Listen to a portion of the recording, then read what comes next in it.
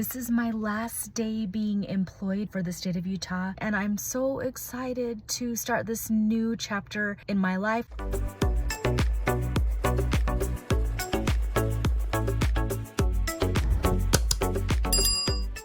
This was my desk for 19 years. Look familiar?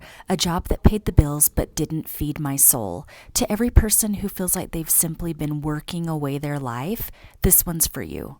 Yes, I sat at a desk for nearly 20 years listening to complaint calls and name calling and thought, well, I guess this is just my life. But at my age, I still have more than half of my career ahead of me, and I wasn't going to spend it behind a desk anymore. I'm going to tell you how my side hustle replaced my day job. I think I'm going to take you back to 2015. I know that sounds like a long time, but I can tell stories really fast. 2015. I had my baby, my second one, and I created this netted car seat cover because I sew, and because it was July. And have you ever seen, like, in July it is so hot, like it can be like 100 degrees, and people will drape a blanket over their car seat, and so the baby is probably just sweating and can't breathe. I created this because it allows people to keep their distance and not like put their hands in the car seat, but it's netted so you can also see the baby and the baby can breathe. A lot of people were loving it, and so I started making them for other moms in the community, and 4 years later started selling those in my Etsy shop. It would be in 2020 I opened up an Etsy shop. I was so excited for my first sale because if you know Etsy, you are competing with so many people. It's kind of a big deal when you get your first sale. I was excited for that, but then COVID hit, and I swear everybody's story involves COVID. But you know, COVID came through in 2020, like March of 2020, and everybody was selling the masks, and fabric was really in high demand. And my oldest daughter, she is a nurse. All the nurses were needing surgical caps. I think I have one. She's like, Mom, you should really sell surgical caps because as nurses, we all need to wear surgical caps now. And I went on YouTube and I found a pattern, and I just kind of critiqued it to make it mine, make it really nice and fit right. These were what I was selling in Etsy, and that really was like bringing in my sales. And I would use just the prettiest fabrics to sell those surgical caps. So that's really what kind of gave my shop a big boost. And I remember in June of that year, 2020, I think I sold like $6,000 worth of surgical cap. But I mean, it wasn't long lived. I think a lot of us that lost money in 2020, but there were a lot of people that made a lot of money. But then it was like kind of short lived. What I liked so much about selling those surgical caps, though, it kind of gave me a taste of like the entrepreneurial type things. Like, you know, you need to pay for shipping, you need to buy the supplies, you need to price it just right, you're going to buy the fabric, you're going to turn it over, you're going to make a profit. All those little things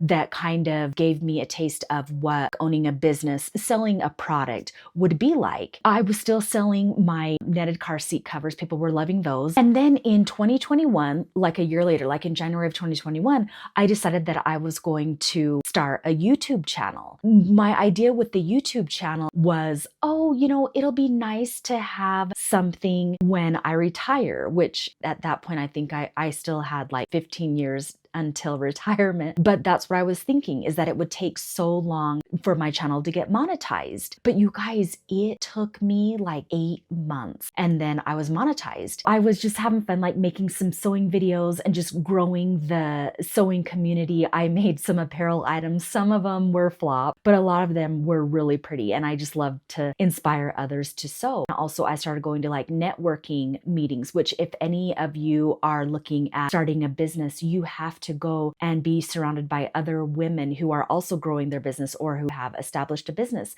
So I go to this networking meeting and I'm showing them, you know, my car seat cover and like just getting ideas to brainstorm with them and kind of saying like, well, I can only make so many an hour, and you know, just trying to find potential in this netted car seat cover. Well, they came up with an idea. Delilah, you should make a pattern. And I'm like, that is such a great idea. So you guys, I went home, I got to work, and I made this PDF relief pattern, and it still sells today on Etsy for $9.95. And I thought, what a great idea. And it's passive income. So again, I'm like growing, getting my feet wet with that. And then with the netted car seat cover though, it was not something that I was like overly passionate about. And my daughter is 8 now. I'm not really in with the moms group and like having babies and infants, because that's what that product is for. I'm just really enjoying my YouTube channel. I love to sew. I have quilts back there that I have made. Also love making like bags, hot pads, anything for sewing. I just absolutely love it. But then this is where the machine embroidery starts to come into this picture. My mother-in-law got an embroidery machine. Okay, so she is very crafty and talented, and she also loves to sew. She has like a long arm, like I finished my quilts on her long arm quilting machine. She's a lot like me. So when she got this embroidery machine, she knew that I would be kind of excited to hear about it as well.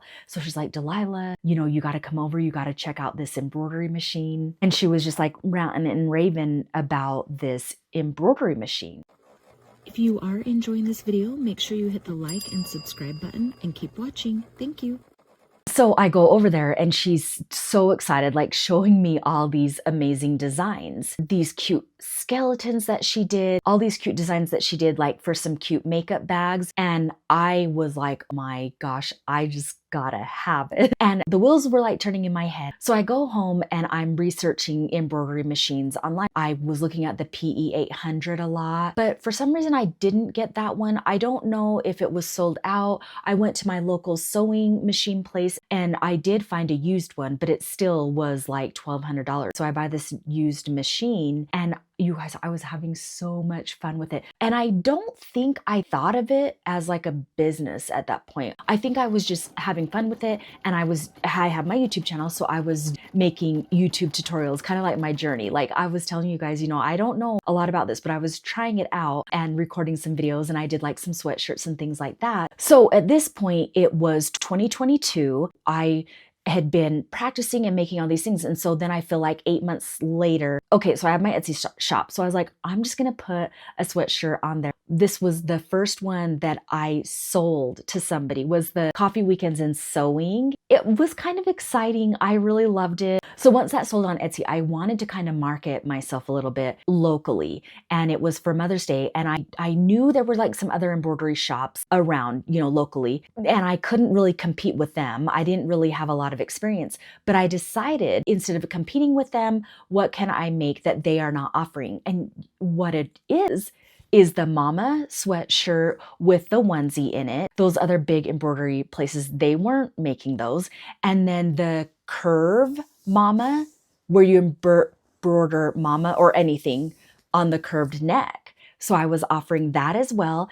And then also embroidering the names on the sleeves. That was huge for the moms. And I was doing a good job. Those moms I'm forever grateful to, because they're like my biggest cheerleaders. I did a really good job that anytime, like on Facebook, that anytime that people would ask, does anybody know of someone that does machine embroidery, they would tag me. So I was getting referrals, and I will forever be forever grateful for that. So with getting all those referrals, I started getting jobs from other small businesses. So I'm like, what a great, this is a really good side hustle. All those things that I was doing was just with one thread color. So it was fine on my single needle machine. But then I started getting requests from small businesses, like to do their logos, which you can still completely do on a single needle, like the flatbed machine. A lot of the logos had like maybe 3 to 4 colors in it. So I thought, oh my gosh, that would be so amazing. And it would save so much time for me if I got a multi-needle machine. And with the sales that I got, and I don't think I said this to you yet, but that Mother's Day season with the sales, my profits for that month, like in May, were around $1,200. Not bad for a side hustle. And then aside from like business logos, I also wanted to embroider backpacks and hats. It was a huge leap for me, but I decided to invest in, actually, let me take you over here to introduce you. I know you guys have probably met my brother before, but I want to introduce him again. Okay, so here is my brother. I purchased him in 2023. And at that time is when I got my LLC. My business is Simply Delilah LLC. So I do custom embroidery. Let me tell you, when I brought this home, I was so intimidated. Like, oh my gosh, they're going to let me take this home. Like, what am I going to do? What if something goes wrong? But after like 2 to 3 days, we were like BFFs. Like, I knew everything about it. It's such a user-friendly machine. I'm so happy that I went with the brother.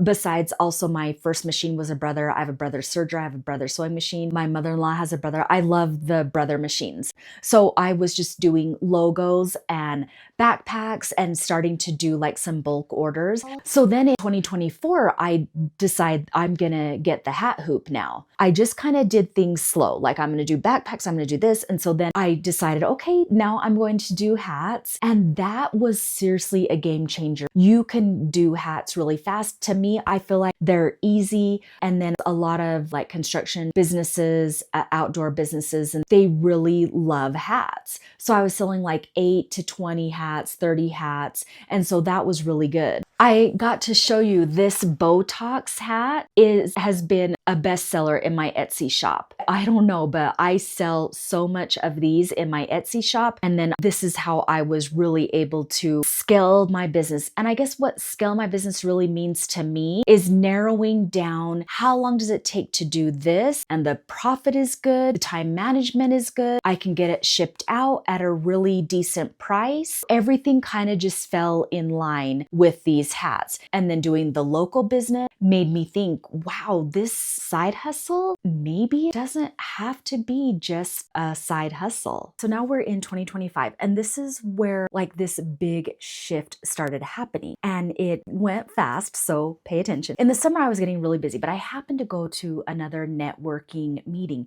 You guys, these networking groups are very powerful. And this girl, Heidi, hi Heidi, if you're watching, she was up there kind of telling her story. One of the things that I picked out of her story was she spends 20 minutes with God every morning. And she was telling us what she does every morning. And I thought, it's a good idea. I'm just going to start doing that. In the mornings, you can do like 5 visions for the day, 5 things that you're grateful for, what your priorities are. There were like a few others, but this is kind of the gist of it. That really helped me a lot. You can think of like 3 affirmations. At that point, I was just so busy and I was like scatterbrained. I was unorganized, and my day would just go so much better when I started the morning like that. One of the affirmations that I put, like, spending time with God will energize my soul. I'm still very young, healthy, and fit, because I was getting stressed, not feeling good. And I didn't have a gratitude journal, but I had this, it's a devotional doodle journal. So I was just writing my information in these. Each page has different notes. And so I would just write down my affirmation in the pages where there were spaces. Then I got to the point where I'm like, okay, maybe if I get a second machine, that will help. Then I can do my orders even quicker, and then I'll be able to like spend time with my family and then still have my day job. So at this point, I wasn't even thinking about, oh, I need to quit my job. When I was deciding to get a new machine, I decided, I'm going to pray, just ask like, should I get this new machine, or am I moving in the wrong direction? After I was praying, I was like, well, how am I going to know? I'll just go about my day. Things will line up. It'll make sense to me if I should get this machine. But before I even like got up off the couch, I turned the page in my book just to read it. And this is what is told me after I did that prayer asking for the second machine. It says, if you remain in me and my words remain in you, then you will ask for anything you wish and you shall have it. And so I was like, oh my gosh, like, is that not an answer? Then I talked to my husband and he's like, yeah, I've been thinking that you've needed a new machine for a long time. And it's like, well, why didn't you say that out loud? So then here I am, I get this new machine. Come a little bit closer. So now we have the new machine, and don't worry, the story is almost over. I'm going to be sharing footage with you of the last day of me working. I get this new machine and I didn't tell anybody about it. That's one thing that I feel is important too. We don't need to be telling everybody everything that we're thinking and doing behind the scenes, which is funny because I have a YouTube channel, I have Instagram, I'm sharing with you guys a lot of stuff, but there are a lot of things that I don't share. So I get this new machine and I didn't tell anybody. I wasn't like, hey guys, you know, I can do more orders now. I really just got it so that I could do the orders that were coming in a lot faster. But then for some reason, I just kept getting more and more orders. It's like people knew that I had this new machine, but I couldn't respond to all the messages anymore that I would get. You know, a lot of them would have to go ignored. I couldn't keep up with my affiliate marketing anymore. I didn't even have time to do like YouTube videos anymore. And I started making mistakes at work because I just couldn't think anymore. I had so much stuff going on in my mind. And then I started making mistakes in my embroidery business. Like, I shipped out a few packages to the wrong people. So I just could not keep going this way. I had to quit. Something has gotta give. But there's no way that I could quit my day job. I had a pension, I had benefits, I had friends with benefits. I mean, I'm just kidding about that part. Friends, my coworker friends, they're amazing. You know, you have to have a sense of humor. We work in basically family law. People are always calling us, they're mad. We have to like garnish checks and it's a big long thing. So people will call us names, but you have to have a sense of humor to get through that, right? They would make me laugh. And if you know me, I have a sense of humor, generally a positive person. If you can make me laugh, you have my heart forever. So guys, I miss you guys and you will forever have a special place in my heart. Okay, reeling it back in. Quitting my day job was just not on the table. But then when I think about quitting my embroidery business, like how could I do that? I built this up for like 5 years. I didn't want to miss out on like my partnerships with the embroidery companies. I didn't want to lose like my YouTube viewers or like my customers. Like at that point I had like some regular customers. And at this point, my embroidery business, the income from that was higher than the income from my state of Utah job. For me to quit my embroidery business would just not make sense. If I did that, it would just be out of being purely scared. And then my husband was kind of like freaking out too. He was scared. He does not like change. Because when I mentioned that I think I'm going to have to make a decision, he was scared too, which I completely get that as well. So I just really needed guidance. All I could do is just pray. And I did not want to keep pushing my talent to the side. This was one of the scariest decisions that I've ever made. And when I think back to it, I'm like, Delilah, you were being so dramatic. Think about it though. If you right now are working at a job you either love or hate, but you have this career, but then you also have this talent and this other skill for something that you've built, you don't easily just walk away from your career. I have been there for nearly 20 years. Would you leave it to run a business? The only person that I talked to about me making that decision was my husband. I didn't talk to any like friends or family because I felt like they would be like, no way, Delilah, you've got to keep that job. You've got a good job. My state of Utah job, you got to keep that. That's safe. And people would be like, well, the economy is bad. And just being like, no, Delilah, you need a steady income. Just giving me so many different reasons why I shouldn't pursue my business. Here's the thing that was different about my situation though. I wasn't quitting my career to start a business and see if maybe it works out. I had already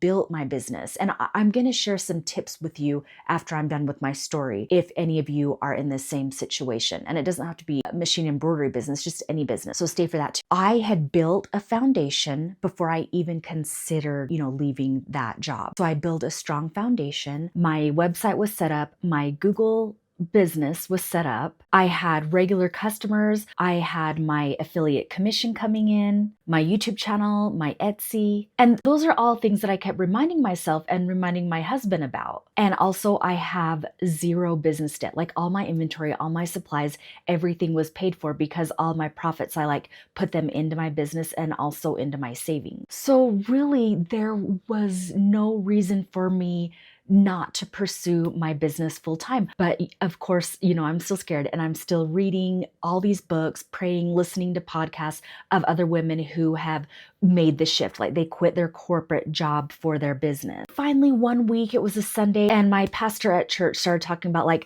how strong is your faith? You say that you have faith, but are you living that way? Yeah, I say that my faith is strong, but why am I scared? And at that point, I knew I have all these plan Bs. Worst case, if I get burned out on my business or, just something happens, I can just go back to work. So I'm not declaring like I can no longer work in the United States. All I'm doing is just maybe taking a break from that. If anything, I can just go out and get another job. Now we're at the point where I gave notice to my employer. Now, how I did it, because me and my boss are really good friends. Like, we've known each other for probably like 18 years at this point. And I decided to give her a heads up before officially giving my notice, going into work. So I met with her for coffee on a Sunday, and she was kind of joking like, "Oh, do you have any news?" And she's like, "You're not quitting, are you?" And then I'm like, "Yeah." And then we both got really sad.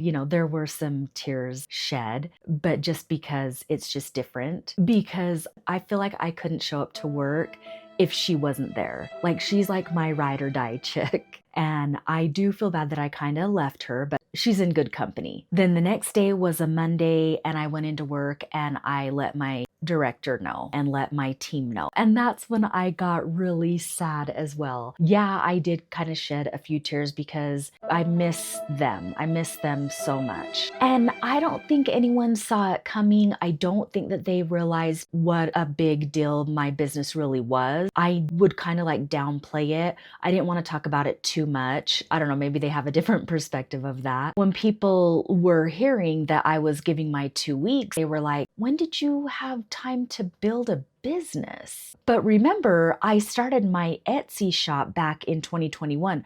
I'd been building this for over 5 years. My business, it was slow moving, but it still moved forward. And in fact, I don't think I said this, but when I started my Etsy business with the car seat covers, I only added like 1 listing a day. Like, I don't really have time. All of this happened like really, really slow. Now, I did work my full 2 weeks after I'd given the notice. There was a lot of things that I had to clean up and just kind of prepare for me leaving. Here is some footage from the last day. This is my last day being employed for the state of Utah. I'm excited. I'm very sad to leave my dear friends. I'm gonna be my own boss. It's amazing. And I just want to thank God, I guess, just for giving me the courage to step out on my own and walk away from 19 years of being with the state. But I have no regrets. On that last day, I was sad because I wasn't going to be part of that team anymore. I love my coworkers. That's the only thing I was sad about. To think that I have to be at a desk for 9 hours a day, I just cannot do that anymore. Now I really feel like I can do and be anything I want. I just want to share a few tips if you are working to build your side hustle. And the first one is buy your time. I paid someone to set up my website. I outsourced a few orders because I just didn't have time. I also paid someone to do my social media for a while. I had a VA, a virtual assistant, at one time. I also had somebody doing my bookkeeping. The second tip is to reinvest in your business. I reinvested my profits into my tools, my equipment, all of my inventory. I don't have any business debt. And the third tip is to get out of your head. If you come up with a good idea for new leads, new designs, don't talk yourself out of it. Listen to the motivational speaker Tony Robbins and hire God as your business coach. He's free. Please give me your thoughts, your encouragement, your fears. Maybe you need some encouragement. Comment, just say hi. And I do hope that you enjoyed this video. Make sure you check out my other machine embroidery videos. I also have sewing videos as well. And I will see you back here next week. Bye, guys.